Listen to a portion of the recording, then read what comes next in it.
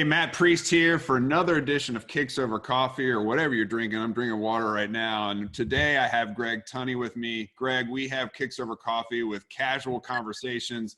As I told our collective friend, Rick Muscat, there's nothing really casual about conversations right now. So as the president of Hush Puppies, which is a huge global brand in just about every country on the planet, what are the top three things you're dealing with right now as it relates to the coronavirus?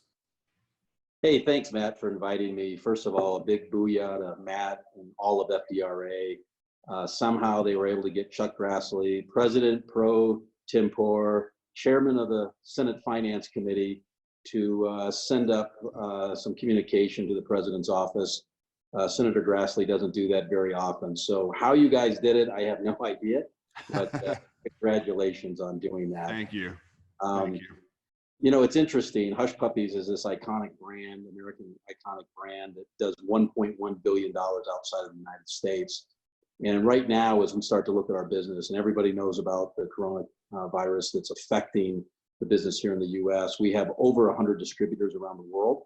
And what I'm seeing right now is it's interesting. Yesterday, I had a conversation with our partners called the Apparel Group. Apparel Group is the top retailer in all of the Middle East. They do everything from Tim Hortons all the way up to Ralph Lauren Polo, as well as us in between. It's a big range. And when big range, 1,300 stores. They were going to open another 300 stores in various distribution channels this year, and have put those on hold. What we're seeing in the Middle East is kind of a double and triple whammy. First, they're getting ready to go into their Thanksgiving, Christmas period, Ramadan, and right. Imagine this is their big Christmas season. And with Qatar and Bahrain and all of the countries that are closing their borders over there, they are absolutely going to get decimated. So they'll make it through this because they're a very powerful retailer in the region. But you start to put on the coronavirus on top of going into a holiday season for them.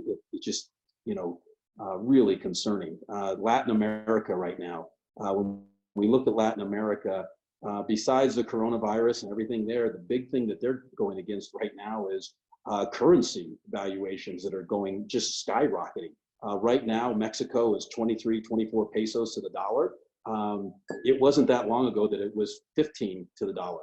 Right now in Argentina, the peso to the dollar right now is 62, 63 pesos to the dollar.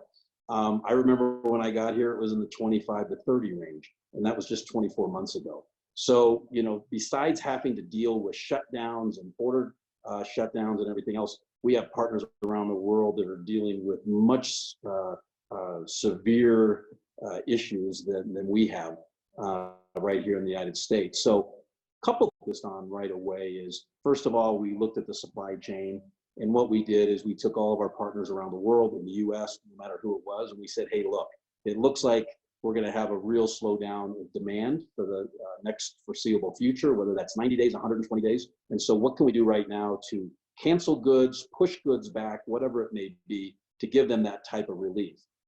So that's the first thing that we thought we really needed to do. You don't want to get the supply chain kind of jammed up. And we know that we're going to come out of this at some time. And when we do, we want to make sure we come out of it strong. One of our biggest concerns right now is this event will definitely cause a reshuffling of the deck for retail and wholesale. Right. What we're focusing on at Wolverine is we're trying to make sure that when we come out of this, we are strong, we are fluid, we are liquid, and that we can go forward. We currently are sitting on $400 to $500 million in cash. We took down our credit lines to open up even more lines to get through this. So everything that we're doing right now is to position ourselves to come out of this stronger than ever as a company, as a brand.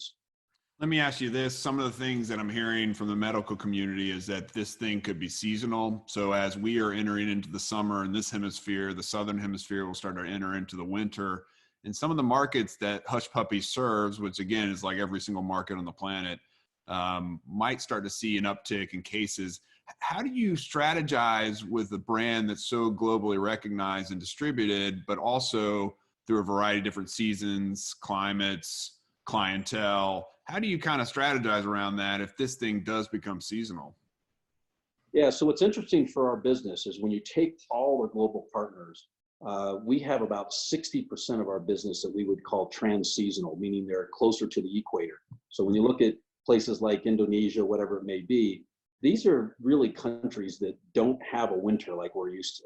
And so, I was in China when the SARS outbreak took place, a long time ago, and I was quarantined there, and they, wouldn't let me go until they were sure everything was okay. And, it was interesting. You're right, Matt, when we got to the summer season, the virus went away, everything went back to normal.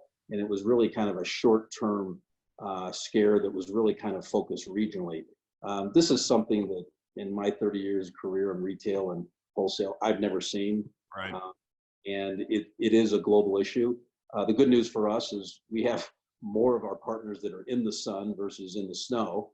And so we're optimistic that as we go through that cyclical season, that yes, the virus will go away and that we'll have a cure and we'll move forward.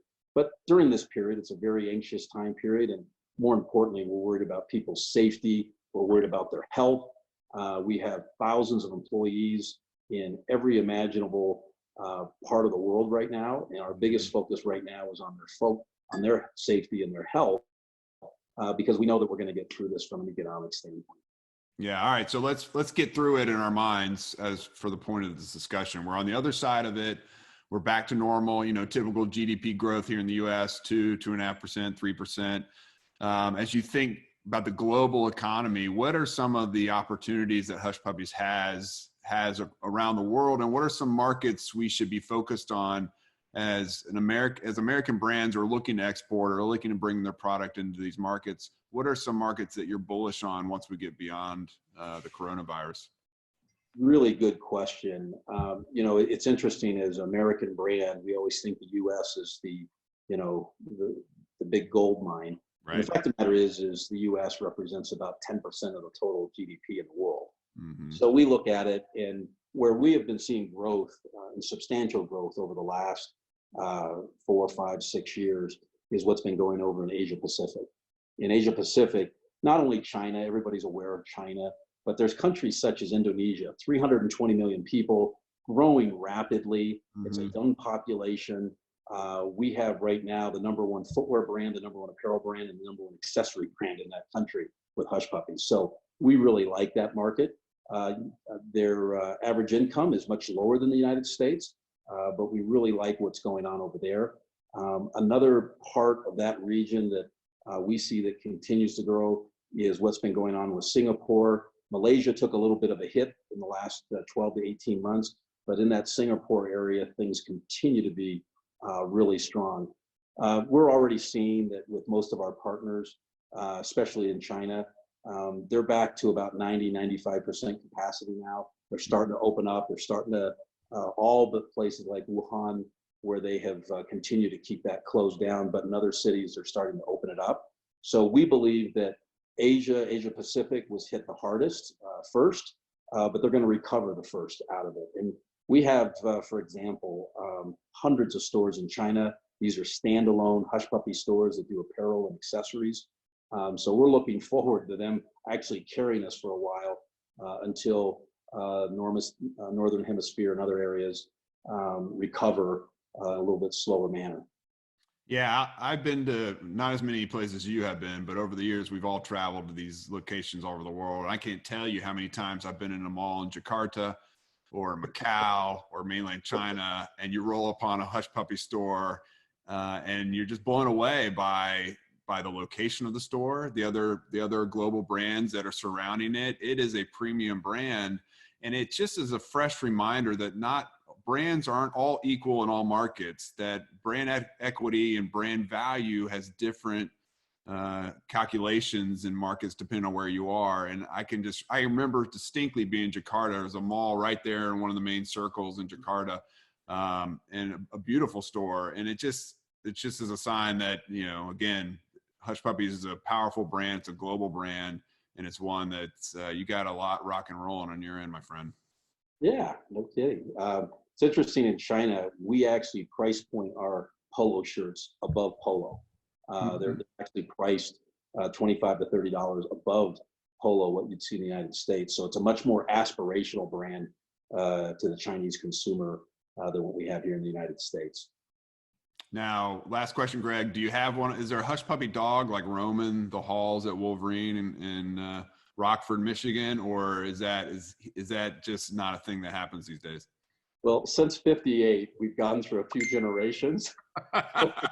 So they've been bred down through the years, and it's an interesting question in itself. As you go around the globe, the global community, probably the best part of my job is, as I've gone around this global community, and people say, well, what do you do that don't know me?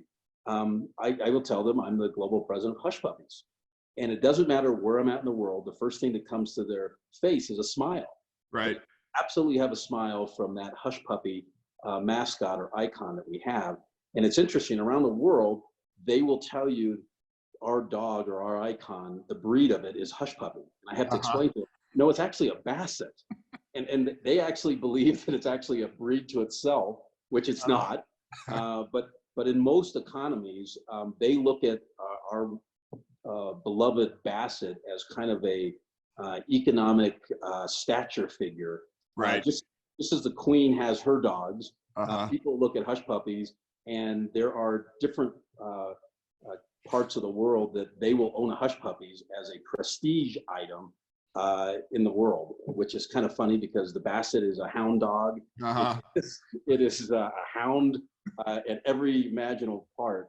So it has been interesting to watch this global icon that is recognized all over the world, but it always brings a smile to people's face. Yeah, that's awesome. We have a Shih Tzu, so maybe I got to go out and get a Basset Hound to up my dog game here in the Priest household. Oh my gosh. Well, Greg, I can't thank you enough for coming on and providing the insights that you have on this program. But also just in general, you're always active, you're always out there, you're always willing to advocate and to engage the industry and our leadership here in Washington on the issues that impact all of us in the footwear industry. So thank you for your leadership, and good luck, my friend. I wish you and your family and the entire Hush Puppies team happy health and a way through this as we get past this coronavirus. Same to you, and thank you again for all the work that FDRA is doing on Capitol Hill at this time. We would never have made the progress that we've had at this time if it wasn't for you guys. So thank you on behalf of the entire shoe industry. I appreciate that, Greg. Folks, this has been another edition of Kicks Over Coffee. These are casual conversations we're having with leaders here in our industry. Go to kicksovercoffee.com and you can access our entire catalog. We're actually pushing out about 2 or 3 or 4 of these a week now, because a lot of people have time on their hands and are at their laptops sequestered in their homes somewhere. So check it out. Be on the lookout for more episodes. And until then, enjoy your next coffee on us. Have a great day. Thank you.